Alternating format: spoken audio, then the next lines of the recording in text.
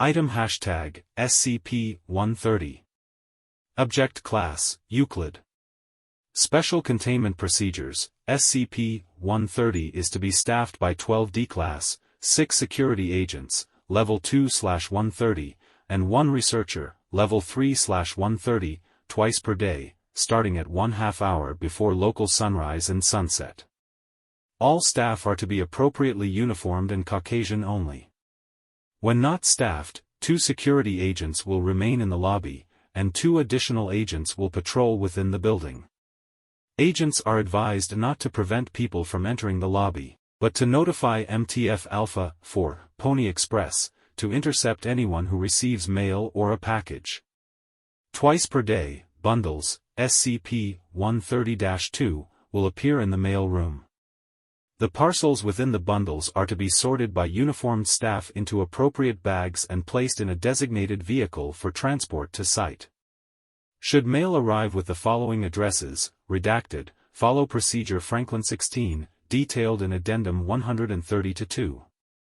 Otherwise, mail will be checked under standard practices for any items of interest. Objects are not to be placed for outgoing mail unless certified orders are given by O5.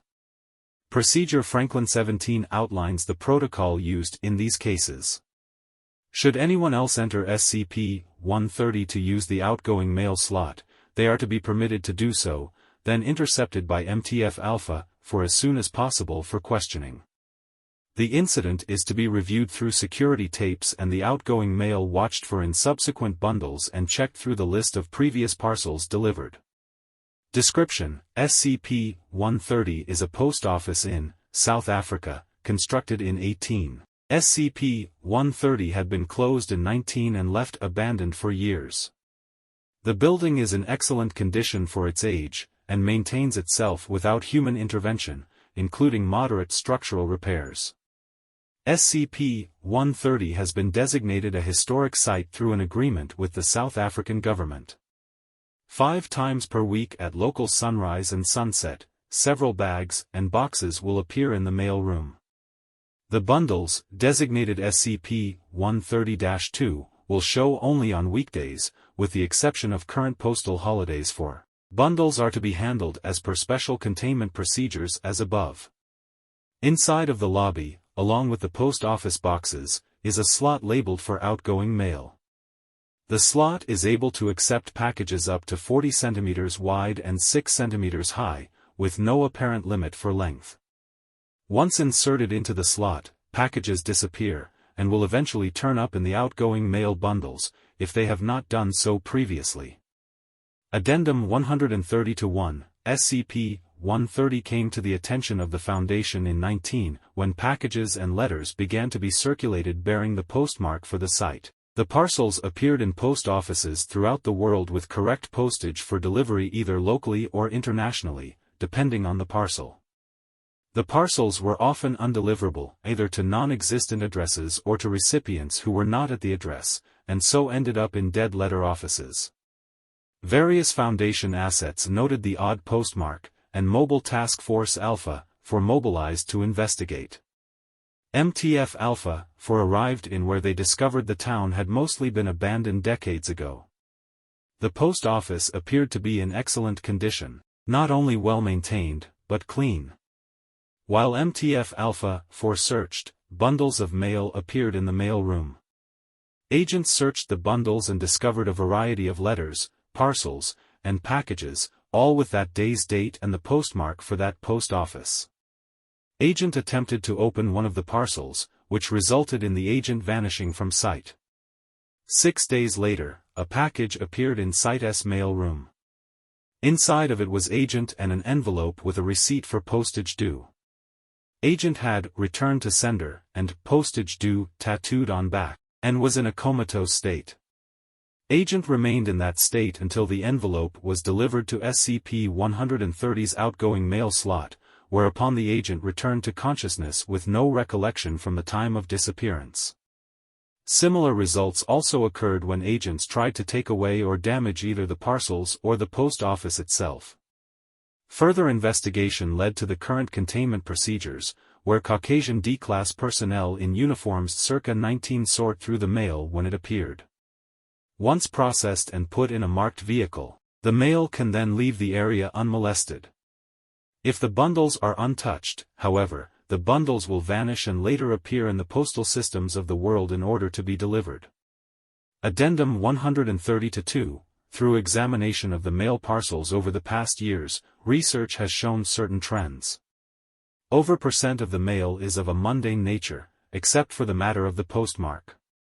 Exceptions to this are letters that were apparently unsent, for whatever reason, and temporally displaced letters. The former, while odd, will be destroyed in order to protect the nature of SCP-130. The latter will be examined and results submitted to redacted. Letters addressed to Foundation sites or personnel are to be sent to site where they will be reviewed by department. Reports shall be classified under project, pending overseer review. Procedure Franklin 16. When mail is specifically addressed to redacted, the mail is to be sealed in a case with active countermeasures and brought to the office of the present Level 5/130 supervisor. Mail will then be screened for possible explosive, chemical, biological, memetic or redacted threats. After screening, the mail will be opened and assessed. While no new artifacts requiring secure containment have arrived, the possibility cannot be ignored. Mail either addressed to or intercepted by the office is often temporally sensitive, and as such impact must be minimized to limit changes. The possibility of the information being used to alter present-day events detrimentally must also be weighed. Using the information given by SCP-130 to alter events requires a 2/3 supermajority vote by the overseers. Examples of intercepted messages are stored within document 130-1 and require level 4/130 to access. Mail with the following code phrase, redacted, are to be immediately delivered after screening, without being read by 5/130. After so doing, that code phrase is to be invalidated, and the next one brought in line. Procedure Franklin 17. All outgoing mail is to be sent with appropriate current postage for at the time of sending, and must be marked with the code phrase, redacted. The mail sent by this method is to be logged, then cross-checked with past parcels to ensure temporal integrity. Upon attempt at mailing, should a receipt appear for postage due, the amount shall be placed in an envelope and put in the outgoing mail slot. The slot will accept the following currencies: rands, euros, and the use of counterfeit currencies will result in a lethal reaction by SCP-130 and an additional fine will be levied until mail can be sent again. Addendum 130-3. After the end of apartheid, SCP-130 no longer restricts postal staff to be white only. Incident 130-6. On//19. A package for one arrived with the address for a post office box at the site. Dr., the researcher assigned to SCP-130, placed the parcel into the POB and waited. Minutes later, an unknown person identified as walked into the lobby. The subject appeared to be briefly puzzled, and walked over to the box. The locked box opened at his touch, and he expressed surprise at seeing the parcel with his name on it. MTF Alpha 4, being on site, was dispatched to investigate once the subject was out of sight of SCP-130, and subsequently interviewed. The subject had no plans to visit that day, but had felt an unexplained desire to go there while driving nearby to visit family in the area. Upon opening the package, redacted.